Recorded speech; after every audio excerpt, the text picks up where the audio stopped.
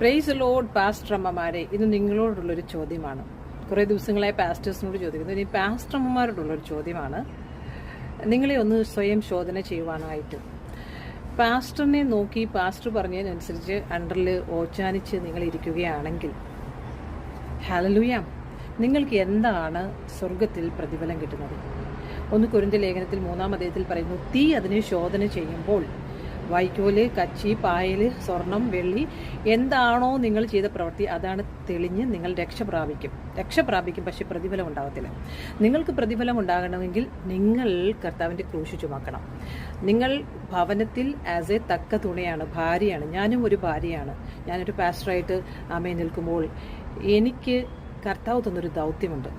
1 കൊരിന്ത്യർ ലേഖനം 11-ാം അധ്യായത്തിൻ്റെ 29-ാം വാക്യത്തിൽ കർത്താവിൻ്റെ ശരീരത്തെ നിങ്ങൾ ശോധന ചെയ്യണം. കമ്മ്യൂണിയൻ എടുക്കുമ്പോൾ ശോധന ചെയ്യുമ്പോൾ കർത്താവ് എന്താണ് നിങ്ങളോട് പറഞ്ഞിരിക്കുന്നത് അത് നിങ്ങൾ ചെയ്തില്ല എങ്കിൽ നിങ്ങൾക്ക് തന്ന വിളിയും തെരഞ്ഞെടുപ്പിനും അനുസരിച്ച് ആത്മാവിൽ നിങ്ങൾ പ്രാർത്ഥിക്കുകയും ദൈവത്തോടുള്ള റിലേഷൻഷിപ്പും ബന്ധവും നിങ്ങൾ എപ്പോഴും ആത്മാവിൽ പ്രാർത്ഥിക്കുന്നില്ലെങ്കിൽ എഫേസ്യ ലേഖനം 6:18 പോലെ നിങ്ങൾ ശിക്ഷാവിധിയിലാകപ്പെടും. ഹല്ലേലൂയ. സോ പാസ്റ്റർമാരെ, നിങ്ങൾ പാസ്റ്റർ പറയുന്നതിനനുസരിച്ചല്ല, ദൈവത്തിൻ്റെ വചനത്തിൽ നിങ്ങൾ കീഴ്പ്പെടുക. എപ്പോഴും ആത്മാവിൽ പ്രാർത്ഥിക്കുക. നിങ്ങൾക്ക് വലിയൊരു റെസ്പോൺസിബിലിറ്റിയാണ് കർത്താവ് തന്നിരിക്കുന്നത്. ഹല്ലേലൂയ. കർത്താവിൽ സ്ത്രീയും പുരുഷനുമില്ല.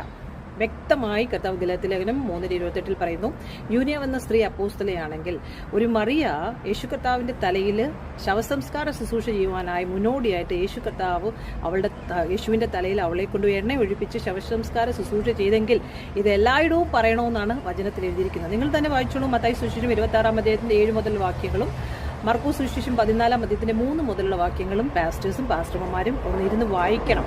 എൻഡ് ടൈമിൽ സ്ത്രീകളെ ആവശ്യമുണ്ട്. എല്ലാവരും എഴുന്നേൽക്കണം. നിങ്ങൾ ഉറച്ചു നിന്ന് വീര്യം പ്രവർത്തിക്കണം. ഇത് കർത്താവ് തന്ന ഒരു ദർശനമാണ്. ഇത് എനിക്ക് പൈസ ഉണ്ടാക്കാനൊന്നുമുള്ളതല്ല, ആരുടെയും പൈസയിലല്ല പാസ്റ്റർ റാണി ജീവിക്കുന്നത്. Hallelujah. God has a great plan about you. Never give up. Arise and shine for the kingdom. Amen. End ടൈമിൽ പ്രിസ്കിലകളും ഫേവകളും ലുദിയകളും നുംഫകളും നിങ്ങളുടെ ഭവനത്തിൽ ഓരോരുത്തരും എഴുന്നേൽക്കട്ടെ. ആമേൻ. Never give up. കർത്താവിന് കീഴ്പ്പെടുക, വചനത്തിന് കീഴ്പ്പെടുക. ആ വചനമാണ് നിങ്ങളുടെ ഉത്തിൽ വിത്ത് വിതച്ചത്. ആ വചനം നിങ്ങൾ വർദ്ധിക്കണം, വളരണം, അത് ഫലമുണ്ടാകണം. അവിടെയാണ് നിങ്ങൾക്ക് പ്രതിഫലം ഉണ്ടാകുന്നത്.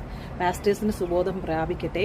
ഏറ്റവും കൂടുതൽ സഭയിൽ പാസ്റ്ററിനെക്കാട്ടിലും വലുത് അപ്പോസ്തലനാണ്. അത് മറന്നുപോലെ ഒരു സ്ത്രീ അപ്പോസ്തലയായി ഈ ദേശത്ത് ഉണ്ടായിരുന്നുവെങ്കിൽ എല്ലാ സ്ത്രീകളും എഴുന്നേൽക്കണം. അപ്പോസ്തലരായി പാസ്റ്റേഴ്സ് കേരളത്തിൽ എഴുന്നേൽക്കണം. ഉറച്ചു നിന്ന് നിങ്ങൾ വീര്യം പ്രവർത്തിക്കണം. Never give up. God has a great plan about U.